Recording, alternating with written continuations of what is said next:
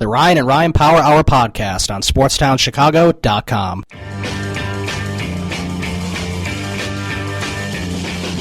People try to put us to down, talking about my generation, just because we get around, talking about my generation. Welcome back to Ryan and Ryan here on SportsTownChicago.com. I'm Ryan Stuprich. And I'm Ryan Risky. And yes, there is a big Cubs game this afternoon, and I was going to check the weather to see if they're going to play. I would venture to say it'll probably be delayed because that's been happening a lot this year. There's been a lot of rain in general this year for both the Cubs and the Sox. Funny thing is, at my house, it wasn't raining when I left. And then as I got closer to Lombard, I was like, man, it's raining pretty good. It was raining up by me, not as hard. And then once I passed Woodfield, it got pretty hard all the way down here then. So, let's see. I'm looking at the weather for Chicago. I think it'll be okay. I think it's going to clear up. It's currently still raining in Chicago, as it's still raining here, I think. But it'll clear up, it looks like, by 1 o'clock. So in another 15, 20 minutes, it should stop raining in Chicago. And that should give them enough time to get the field ready. So I'm thinking it probably won't be delayed, but it could be delayed. It's not hard by a little rain. Bit. That's the one thing that works in their favor. It's not like hard rain. It's really light. Yeah, it's light rain, like you said, so that's a good thing too. But last night we saw a pretty good game. We thought I thought anyway it would be more high scoring than it ended up being actually, just because Wada didn't pitch very well. Not at all. Although he got out of some jams, that's for sure. I'm happy that Joe Maddon trusted his bullpen enough to take Wada out early because it was pretty obvious Wada didn't have it last night. Right. I thought that was a really nice move by Joe Maddon to pull him. I think he went 4 2/3 maybe, or 3 2/3. I forget how much Wada went, but I thought it was very nice, and Travis Wood pitched really well, and a couple other guys. Rondon got the save, which was nice to see. So I think it was nice. It was also cool to see Dexter Fowler hit a bomb into the right field bleachers to have the first home run in those right field bleachers. Yeah, I mean, it was really nice to see him and Montero start heating up again because both of them were on pretty cold streaks. Right, I think Fowler's batting like .252 now, so he raised his average up a little bit. He needs to have a better batting average if he's going to be a leadoff hitter for the whole season anyway. So I think that's smart. I think Montero raised his average. He was batting .230 something. I think it's up .240 something now. He's been playing really well the last few days.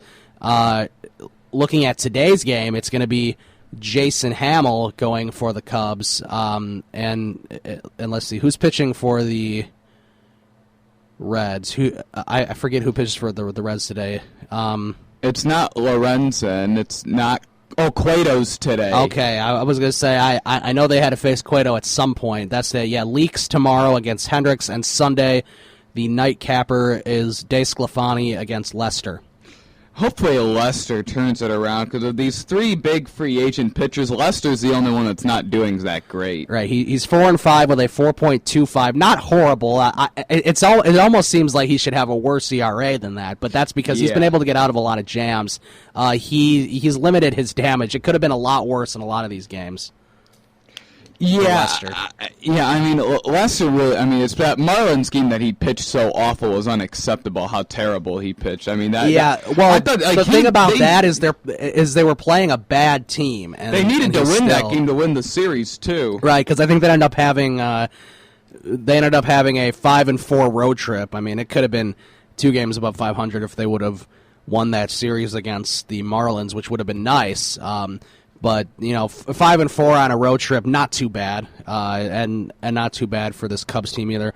The Cubs are a better home team for sure, and it was nice to see them split with Detroit at Detroit. Yeah, I mean, because if you look, Scherzer's ERA is still under 2. Shields has like a 3.40 ERA. His record's 7-1, and Lester really is just not doing that good. No, he's not.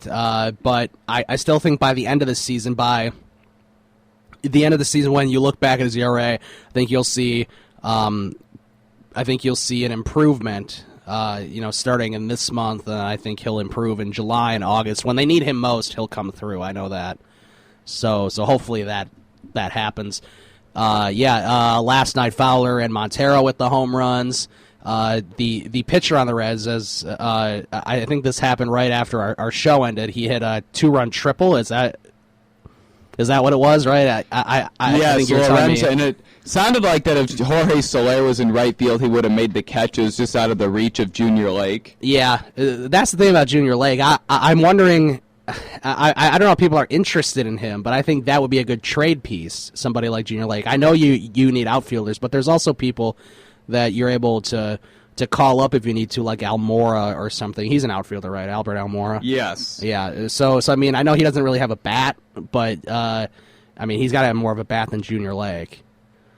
I would think he would do better than Junior Lake. Yeah, he's really good defensively. Yeah, and remember, Soler's got a cannon of an arm. Yeah, he does.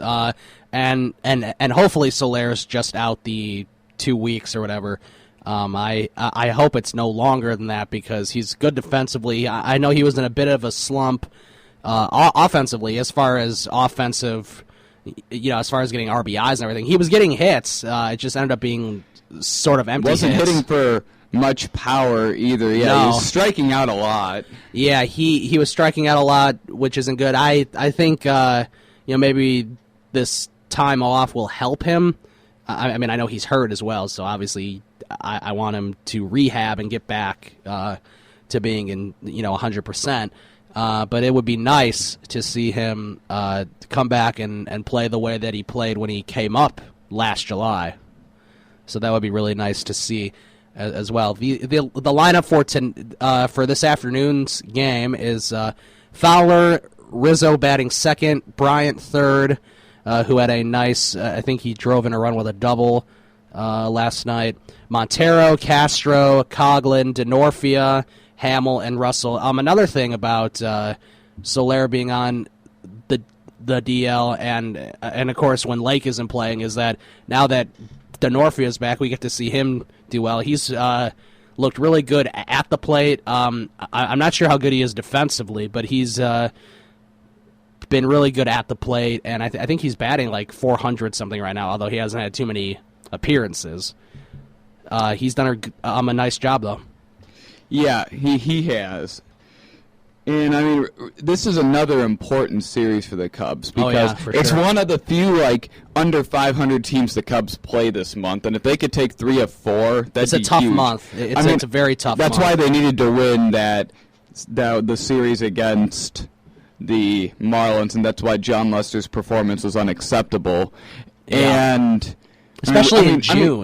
Really? It's June. Yeah, and really, this is the game you'd expect to lose because Cueto's pitching. Right. And it was an interesting. Yeah. And you hope that they could exchange. They could hit Anthony DeSclafani this time around because they didn't do that when you and I went. No, they didn't. And they don't have Kevin Gregg to rely on to come out of the bullpen to give up runs. Yeah, no Kevin Gregg, which is a shame, unfortunately. And of course, if the Reds have a lead going in the 9th inning, we know who's pitching. Aroldis Chapman. Although he hasn't had too many opportunities this year, the Reds really haven't been playing well. Yeah, so it's going to be a fun game this afternoon. I think it's one of those Budweiser Fridays where they have that entertainment in the outfield after the games with the bleachers and all that stuff. And I guess today all guests will receive a country cap, while country music hits will play in between innings throughout the game. So. I'm glad I'm not there to listen to country music. Yeah, unfortunately. Yeah, well, I think you're going to a better game as you get the Joe Madden Cubs debut bobblehead, which obviously you scouted out before the season to try to get that. If I had to choose one of the bobbleheads, though, to not get, I probably would have picked Joe. Just because of the other players. He's not a player, yeah. Yeah, just because they had Soler, and the to be determined is now Chris Bryant. Oh, that's a good bobblehead. It's a good bobblehead. They had Soler, Bryant. Lester. I think last month they had Clark the Cub bobblehead. Where you? Yeah, well, I think that was 14 and under. Would you though. be interested in that? Well, you could have still took one, maybe. I don't think I look 14 and under anymore. No, I think you're too tall. Oh yeah, I'm 14. Yeah, I mean, I know I'm going to Soler bobblehead day, Lester and Bryant, ironically. Let's see. Sunday night, if people are going out Sunday night to the game, children 13 and under get a Joe Madden, looks like a Lego set, like a dugout set. I guess you can build a dugout and put Joe Madden there. Have a little Joe Madden character. Yeah. Well, I'm not sure. It might just be a generic Lego guy, but I don't know. But yeah, after the Red Series, 2 against the Indians, and that's a home and home.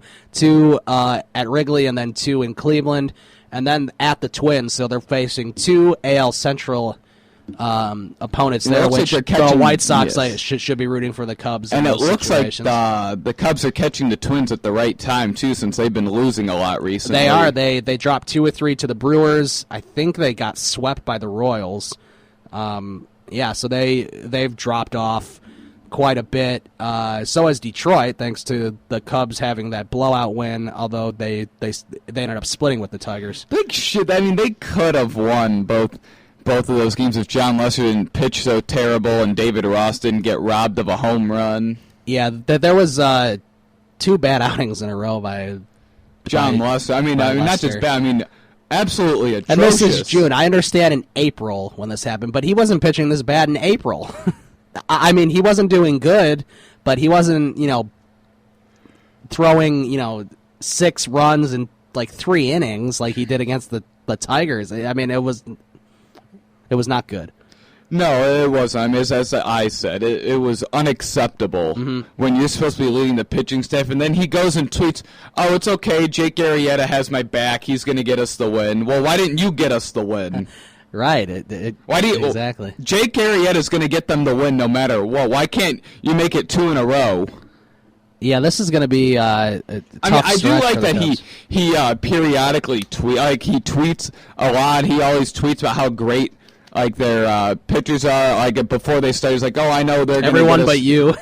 Yeah, I mean, the one guy that I swear is just getting better is Hamill. Yeah, Hamill seems to get better every time he goes out. I really think he's getting better with every outing. This is crazy because hope he does good today. Yeah, the 11 strikeouts against the Marlins, and then he pitched 8 innings and allowed 1 run against the Nationals? Yep. Which that was a huge series, taking 3 of 4 from the Nationals. I think they took him out after he gave up the home run in the 9th to Harper. But I don't think he pitched in the. I don't think Harper's home run was in the 9th. Yeah, it was the first batter in the bottom of the 9th. Oh, was it really? They took him out. So that's why it was still 8 full innings, because he didn't get an out in the 9th inning. But yeah, he gave up a home run to Harper in the bottom of the 9th. Which, I mean, still, it was a phenomenal outing. 4-2 or something, I think, was the final score of the game, or 5-2. I don't. Yeah, I mean, it was a phenomenal outing, and really, Jake Arrieta's ERA should probably be better than it is, except he's kind of been plagued by 1 bad pitch every outing. Like against Detroit, he just had 1 bad pitch to Yoenis Cespedes. He struck out Miguel Cabrera, and then Cespedes hit a 3-run homer. Right. Yeah, it's been an exciting couple of weeks for the Cubs, as they were sort of down towards the end of May, but then they've definitely gotten back up now.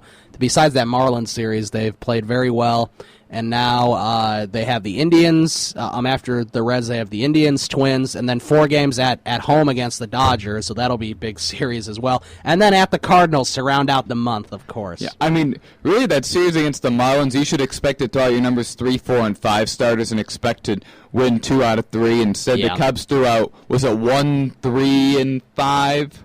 No, 1, 3, and 4. And they won 1. They won the one Hamill pitch. He struck out 11 batters. On a Monday night, yeah. They won that game.